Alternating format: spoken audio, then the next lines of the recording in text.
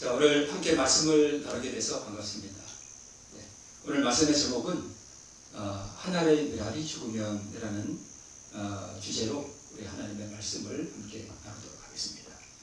우리 먼저 본문의 말씀을 제가 봉독하겠습니다. 여러분 눈으로 한번 같이 보시면 되겠습니다. 명절에 예배하러 올라온 사람 중에 헬라인 몇이 있는데 저희가 갈릴리 베세다 사람 빌립에게 가서 청하여 가로되 선생이여 우리가 예수를 배우고자 하나이다 하니 빌립이 안드레에게 가서 말하고 안드레와 빌립이 예수께 가서 여짜오는데 예수께서 대답하여 가라사대 인자의 영광을 얻을 때가 왔도다. 내가 진실로 너희에게 이르노니 하늘의 밀이 땅에 떨어져 죽지 아니하면 하늘 그대로 있고 죽으면 많은 열매를 맺느니라. 요한복음 12장 20절로 24절에 있는 말씀입니다. 이건 하나의 모형인데요. 헬라 사람들은 이방인이기 때문에 저기 성전 안에 들어오지 못합니다. 그래서 빌립에게 가서 청하고 빌립이 성전 안에 계셨던 예수님께 가서 이 헬라 사람들의 청을 전합니다. 그들이 갈릴리 베세다 사람 빌립에게 가서 청하여 가로되 선생이여 우리가 예수를 배우고자 하나이다 하니 이때 예수님께서 하신 대답이 약간 이상합니다. 그래 만나자고 해라. 아니면 지금 바쁘다. 이런 식으로 말씀을 우리는 통상 하잖아요. 그런데 예수님께서는 뭐라고 말씀하셨는가 하면 인자의 영광을 얻을 때가 왔도다 라고 말씀하시면서 하신 말씀이 하늘의 밀이 땅에 떨어져 죽지 아니하면 하늘 그대로 있고 죽으면 많은 열매를 맺느니라 라는 다소 우리가 생각하기에는 약간 엉뚱한 듯한 대답을 하십니다. 자, 여기 하늘의 밀이 있는데요. 왼쪽에 이 밀이 땅에 떨어져서 뭐가 나와요? 싹이 나옵니다. 그러면 싹이 나오고 뿌리가 나오고 그리고 잎이 나오고 뿌리가 더 깊이 자라고 잎이 더 높이 올라가면서 여기 보니까 여기 있던 미랄이 어떻게 됐죠? 없어졌습니다. 사라졌습니다. 그리고 먼저 땅에 떨어진 미랄은 사라지고 뭐가 생겼죠? 많은 열매가 나왔습니다. 그러면 먼저 땅에 떨어져 없어진 밀과 여기에 있는 밀은 다른가요? 같은 건가요? 같은 것입니다.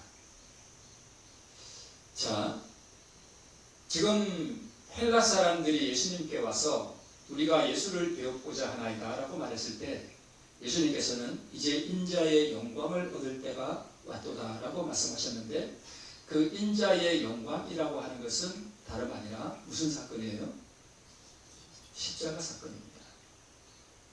이 십자가는 굴욕과 또 모욕과 자기 생명을 희생시키는 참으로 어렵고도 무서운 또 고난의 시간이었는데 예수님께서는 이것을 무슨 때라고 말씀하셨는가 하면 인자의 영광의 때라고 말씀하셨습니다.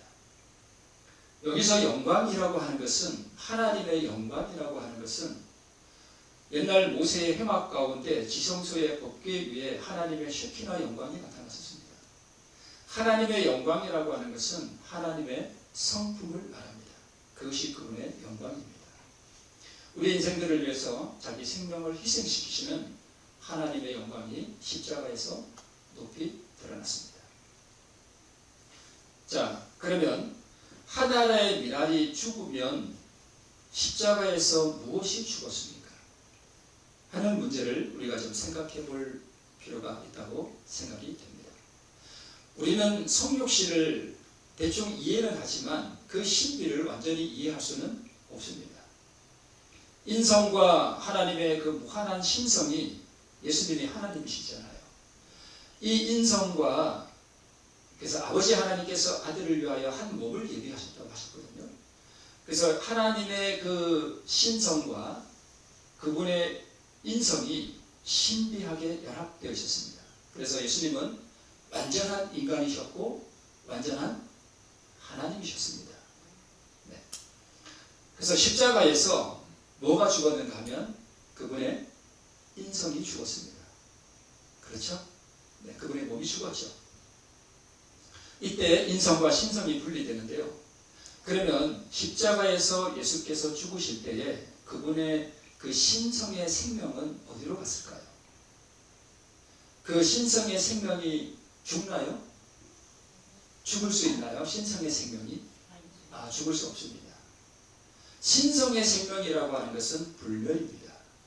그것은 어떠한 방법으로도 죽을 수 없습니다. 그러면 우리가 예수님이 분명히 십자가에서 죽으셨다라고 말씀하고 있고 또 그렇게 알고 있고 그렇게 믿는데, 그러면 십자가에서 예수께서 죽으실 때에 그분의 신성의 생명은 어떻게 되었을까 하는 것을 우리가 생각해 볼 수 있습니다. 조금 생소할지 모르지만 한 영감의 글에 그리스도께서 십자가에 달리셔서 죽으셨을 때 죽으신 것은 그의 뭐라고요? 인성이었어요. 몸이 죽은 거예요. 그렇죠? 육체가 죽은 것입니다. 신성은 함몰되거나 죽지 않았습니다. 신성은 죽을 수가 없는 불멸입니다. 그것은 불가능한 일입니다. 그런데 왜 우리가 십자가에서 예수님이 죽으셨다고 그랬죠? 신성은 죽을 수가 없는 불멸인데 우리는 죽었다고 표현합니다. 인성은 죽었으나 그 영원한 하나님의 신성은 죽을 수가 없습니다. 그러면 죽으실 때 그분의 신성의 생명, 그 불멸의 생명은 어떻게 되었을까? 요한복음 10장 17절로 18절에 보면 아버지께서 나를 사랑하시는 것은 내가 다시 목숨을 얻기 위하여 목숨을 버립니다. 이를 내게서 빼앗는 자가 있는 것이 아니라 내가 스스로 버리노라. 나는 버릴 권세도 있고 다시 얻을 권세도 있으니 이 계명은 내 아버지에게서 받았다라고 말씀하셨습니다. 여기에 나오는 이 목숨, 이 생명, 이것은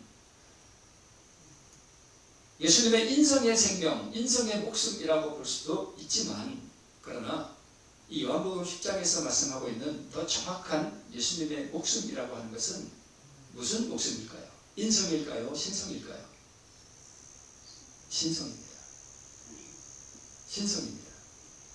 자, 그러면 예수께서는 십자가에서 자신의 그 영원한 신성의 생명을 어떻게 하셨는가 하면 버리셨습니다.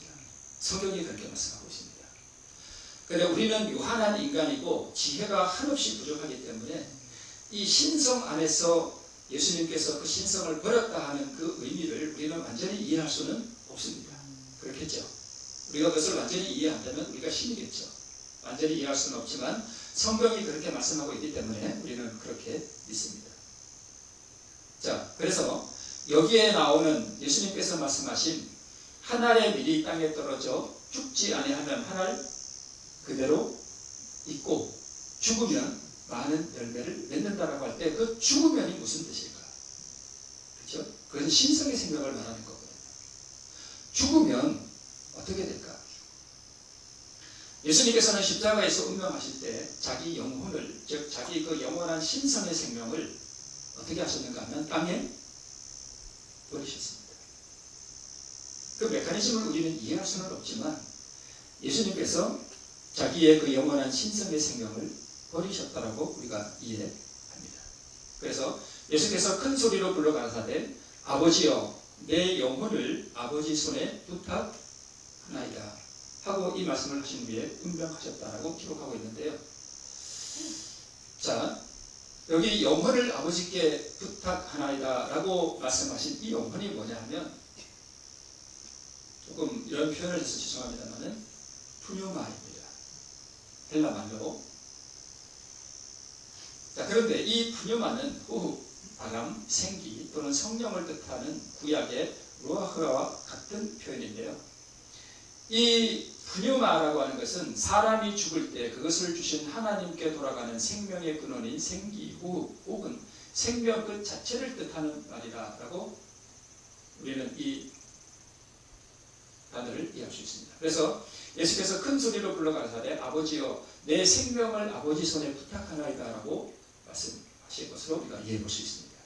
그래서 내 영혼을 아버지 손에 부탁하나이다라고 하는 것은 예수님이 자기 그 신성의 생명을 아버지 손에 드린 것입니다. 우리는 그것이 어떻게 이루어지는지는 알 수는 없지만 우리가 이 누가복음 23장 46절에 있는 이 말씀을 통해서 그렇게 이해해 볼 수 있습니다. 그래서 인성은 죽고 신성의 생명은 어떻게 했다고요? 버리셨습니다. 농부가 씨를 버릴 때, 땅에 씨를 버릴 때 한 줌 통상적으로 생각해서 이 씨를 들었다가 어떻게 하죠? 땅에 버립니다. 그렇죠? 버립니다. 그럼 이거 씨가 땅에 떨어지죠. 거기서 죽고 자기와 똑같은 생명을 탄생시킵니다. 자, 그러면 왜 그렇게 하셨는가 하면 자기 생명을 예수님께서 왜 버리셨는가 하면 뭐 시킨다고요? 여기 생명을 전가시키기 위해서입니다. 그러니까 우리가 예수님의 신성의 생명을 버리셨다라고 하는 그 의미가 뭐냐 하면 전가라고 하는 것은 뭐냐 하면 제가 이것을 가지고 있다가 우리 집사님께 드리잖아요. 그죠? 그러면 제가 뭐 시킨 거예요? 전가시킨 것입니다. 그죠? 그러면 집사님은 이거 뭐만 하면 돼요? 받기만 하면 됩니다. 이게 믿음으로 말미암는 의라고 합니다. 제가 혹시 또 계속 보게 되면 우리가 어떻게 구원을 얻을 수 있는지, 구원이라고 하는 것이 무엇인지, 우리가 믿음으로 구원을 받는다라고 하는데 그 믿음이라고 하는 것이 도대체 무엇인지, 그게 무슨 통상적인 뜬구름 잡는 식으로 모호한 것인지, 추상적인 것인지, 아니면 우리 눈에 보이는 것인지, 도대체 이 믿음이라고 하는 것이 무엇인지 다음 기회가 된다면 계속해서 제가 이런 부분을 좀 말씀드리도록 하겠습니다. 그래서 우리가 성경의 총 주제는 뭐냐 하면 그리스도께서 우리의 의가 되신다는 것이 성경의 총 주제입니다. 뭐라고요? 네, 그리스도께서 우리의 의가 되신다는 게 성경의 총 주제예요. 그러면 우리가 구원을 얻는다는 뜻은 뭐냐 하면 하늘나라에 천국에 들어간다 이런 개념이 또 물론 그 결과이고요. 구원은 지금 경험해야 하는 것이거든요. 나중에 하늘 가는 게 구원 경험하는 게 아니고 구원은 땅에 살아있을 때 우리가 경험하는 거예요. 그럼 그 구원이라고 하는 것은 뭘 받는 거냐 하면 예수님의 의를 받는 거예요. 그걸 구원이라고 해요. 그 의가 뭐냐 하면 예수님의 성품이고 그분의 영원한 사랑입니다. 그게 생명이에요. 그런데 그러면 그 의를 우리가 그래서 예수님이 우리의 의가 되신다는 것이 창세기부터 요한계시록까지 총주제입니다. 그래서 창세기 1장이 믿음으로 말미암는 의를 설명해요. 뭐가요? 창세기 1장이 사실은 믿음으로 말미암는 의를 설명하는 거예요. 오늘 그걸 말씀드리려고 한 건 아니기 때문에 나중에 기회가 되면 또 말씀드릴게요. 그러면 예수님께서는 자기의 그 영원한 신성의 생명을 내어놓으신 것입니다. 그러면 예수님께서 십자가에서 죽으실 때에 시오를 한 게 아니에요. 죽은 척하고 있다가 인성의 생명을 있다가 3일 있다가 이렇게 살아난 그런 개념이 아니라 예수님은 인성도 죽을 뿐만 아니라 자기의 신성의 생명을 영원히 버리는 땅에 던져버리는 그 경험을 통해서 예수님은 무엇을 경험하셨는가 하면 영원한 사망을 경험하신 거예요. 영원한 죽음을 경험하셨어요. 그것이 너무나 두렵고 무서운 것이기 때문에 심지어 예수님께서도 아버지여 이 잔을 내게서 지나가게 하옵소서라고 기도할 정도로 두려운 경험이었습니다. 영원한 죽음, 그 공포, 그 심연의 공포를 우리는 결코 이해할 수 없습니다. 오직 주님만이 경험할 수 있는 그 심연의 공포 가운데서 자기의 생명을 희생시키는 그 경험을 십자가에서 하셨습니다. 그러면 하나의 밀은 땅에 떨어져 죽는다기보다는 자기 생명을 땅에 던짐으로 말미암아 그것을 생명을 뭐 하는 거예요? 나누고 전가시키고 증가시키는 것입니다. 그렇죠. 자기 신성의 생명을 마찬가지로 예수의 신성의 생명도 죽는 것이 아니라 아버지 손에 맡겨서 많은 생명으로 나누고 전가시키기 위해서 자기 생명을 내어놓으셨습니다. 십자가는 보통 사람들이 우리 대신 죽기 위하여 십자가에 죽으셨다 이렇게 표현하고 있는데 사실 정확한 표현이 아니에요. 예수님은 우리 대신 죽은 게 아니에요. 우리가 죽었습니까? 아담이 선악과를 먹는 순간 인류는 아담의 허리 안에서 다 죽었습니다. 의를 잃어버렸거든요. 그 의가 생명이에요. 그래서 모든 인류는 아담이 선악과를 먹을 때 그 허리 안에서 다 죽었어요. 우리가 죽었어요. 그러면 어떤 분이 죽은 사람을 위해서 대신 죽으면 그게 무슨 의미가 있어요? 그렇지 않나요? 그죠? 그러면 그 사람도 죽고 나도 그냥 죽는 거예요.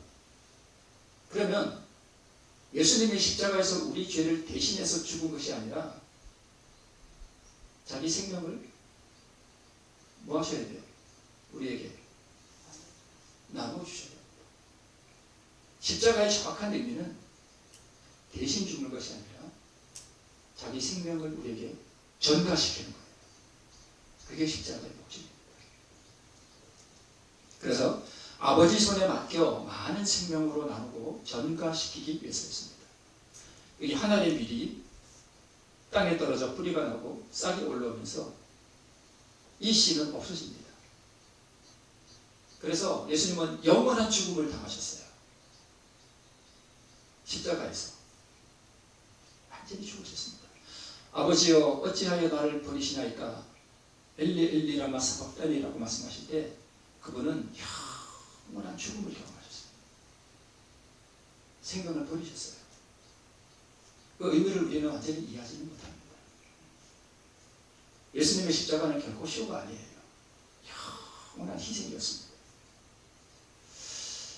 그래서 인자가 온 것은 섬김을 받으려 함이 아니라 도리어 섬기려 하고 자기 목숨을 많은 사람의 대속물로 뭐 하려 함이라? 주려 합니다. 주려 합니다. 네. 자기 목숨을 주기 위해서 십자가에서 자기 생명을 내어 던지셨습니다. 인성 속에서 그분이 내어 던지신 그 생명을 다시 취하사 그것을 누구에게 주시며? 인류에게 주시며. 이것입니다. 예수님이 자기 그 영원한 불멸의 생명을 아버지 손에 내어 맡기셨습니다. 버리셨어요. 아버지께서 그걸로 뭘 하셨는가 하면 농사를 하셨습니다.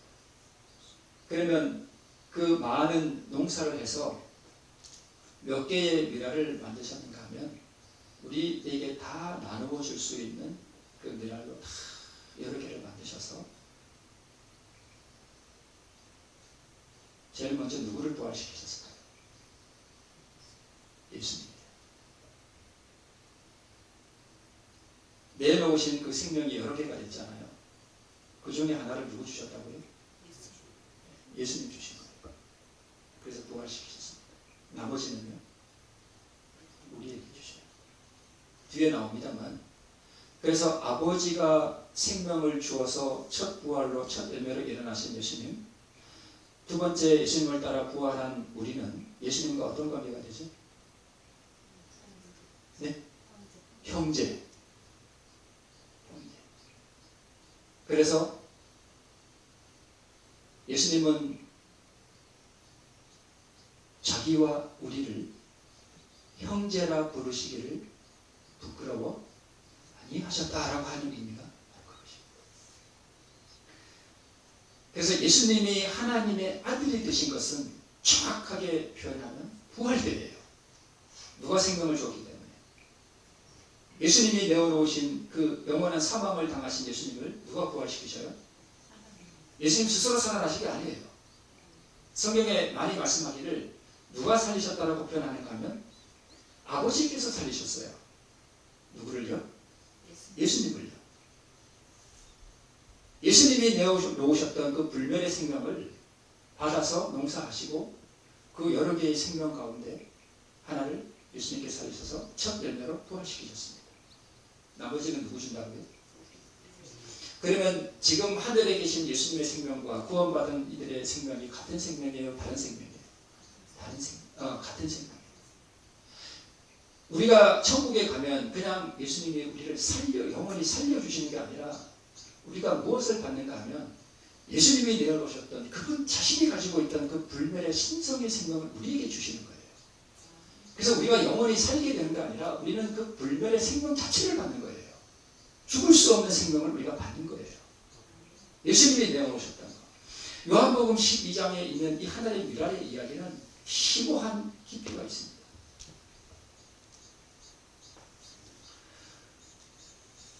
그것을 누구에게 주시며? 우리 집사님 성함이 어떻게 되시죠? 안길숙입니다. 안길숙 집사님. 네. 권사님이신가요? 집사님. 집사입니까? 인성 속에서 그분이 내어주신 그 불멸의 생명을 다시 취하사 그것을 안길숙에게 주시며 아멘. 이렇게 이해하십니다.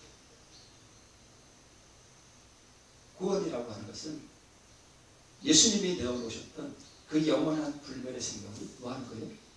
받는 것입니다. 그것을 어떻게 받느냐 하는 것을 가르쳐주는 것이 믿음으로 말미암는 의예요. 그래서 성경의 총 주제는 믿음, 예수님께서 그리스도께서 우리의 의가 되신다는 것과 그것을 받는 방법을 우리에게 알려주는데 그 방법이 믿음으로 말미암는 의입니다. 이게 성경의 총 주제예요.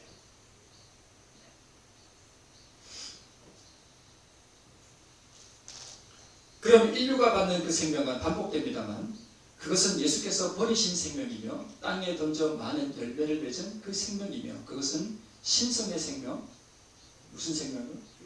불멸의 생명을 우리가 불멸의 몸을 받고서 저 영원 상급 받을 때 하는 그 불멸의 몸을 우리가 왜 입느냐 하면 그냥 불멸의 몸이 어떤 작용을 해서 불멸이 아니라 뭘 받았기 때문이에요?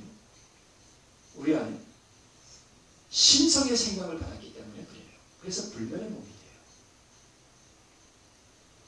예수님이 내어놓으셨던 그 신성의 생명, 신이 가진 그 생명을 우리에게 주신다니까요. 이거는 영원토록 우리가 측량해 볼 수 없는 깊이가 있습니다. 무한한 희생이에요.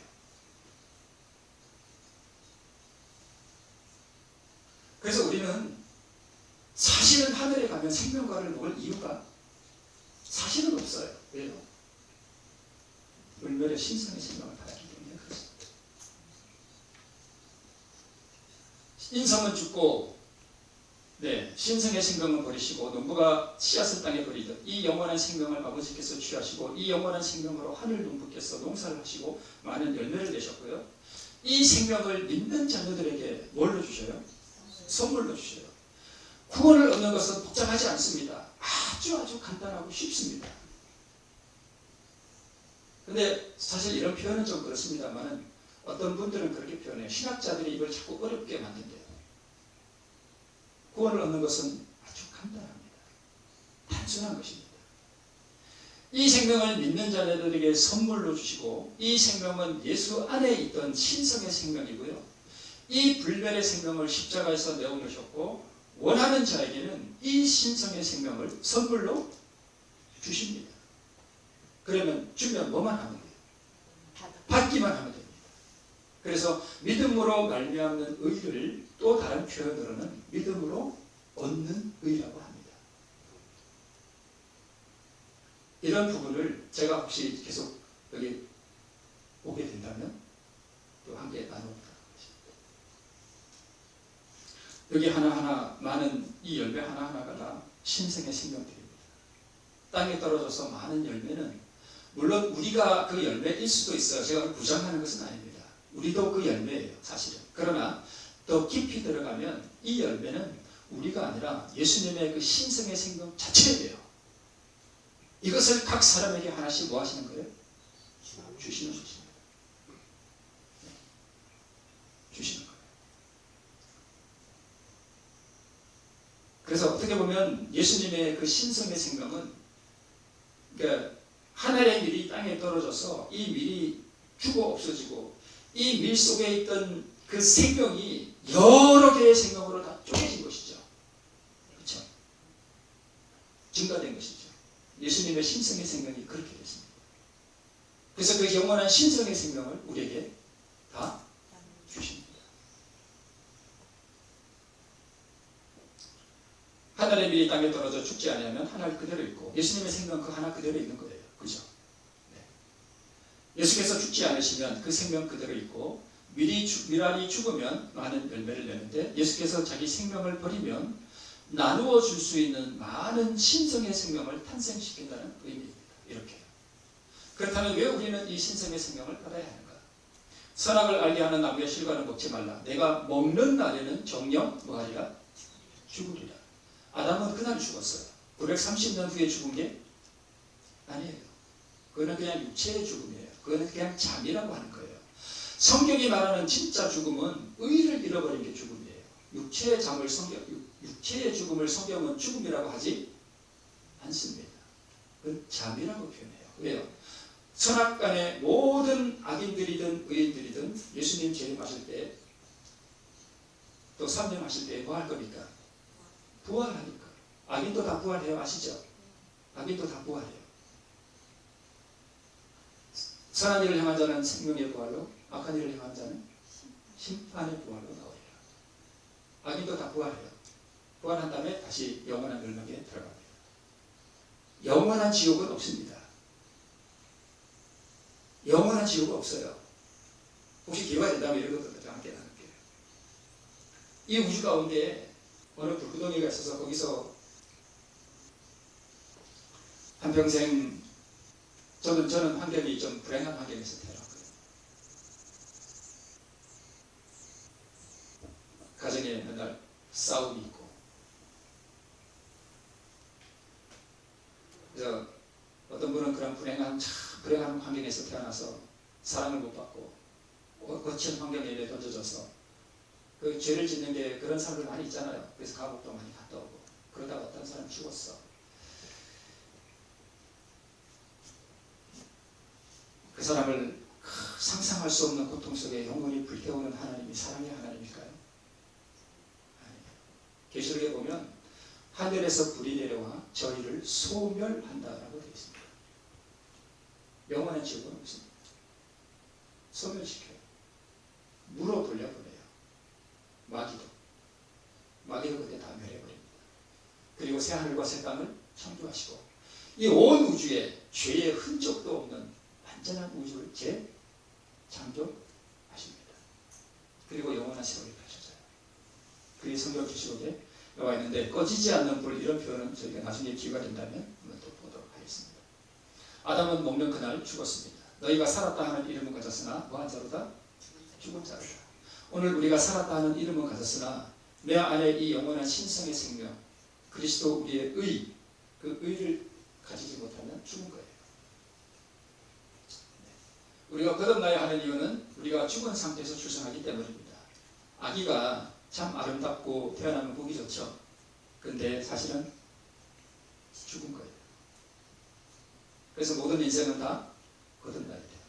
아담은 선악과를 먹는 순간 한번 거듭났습니다. 하나님의 자녀에서 마귀의 자식으로 거듭났어요. 그때. 그래서 모든 인류는 아담 안에서 마귀의 성품을 가지고 태어납니다. 유전으로 다 물려받았어요. 그래서 그러므로 거듭나야 한다는 것은 죽은 상태에서 생명을 받아 뭐 하는 개념이에요? 부활하는 거예요. 그럼 우리가 언제 부활해야 돼요? 죽은 다음에 예수님 재림하실 때 언제 부활해야 되죠? 지금. 부활은 지금 해야 되는 거예요. 그 생명 받고, 그죠? 그 의 받고. 이 부활에 참여할 때 비로소 우리는 하나님의 아들과 딸이 되는 것입니다. 사실 이 흙으로 빚어진 우리가 구원을 받는다는 것은 뭐에 참여하는 것인가 하면 신성에 참여하는 거예요. 이 썩을 육체가 구원을 받아서 신성에 참여한다니까요. 여기 환자로 오신 분들 물론 잘 나으셔야 되겠죠. 그죠? 건강을 회복하셔야 되겠지만 결국은 죽습니다. 그죠? 결국은 죽어요. 다 죽습니다. 저도 마찬가지로 다 죽어요. 그러면 내 육신이 건강을 회복하는 게 중요할까요? 이 영원한 신성의 생명을 받는 게 중요할까요? 이걸 받으셔야 돼요. 이 아들로 말하면 육신으로는 다윗을 통해서 나셨고 성결의 영으로는 죽음 가운데서 부활하여 능력으로 하나님의 아들로 인정되셨으니 곧 우리 주 예수 그리스도십니다. 아들이 버린 영원한 생명으로 농사하여 많은 열매를 얻으셨으며 그 열매 중 하나를 예수께 주었고 그래서 진실된 의미에서 하나님의 아들이 되셨고 많은 열매 중 하나를 믿는 자들에게 선물로 주십니다.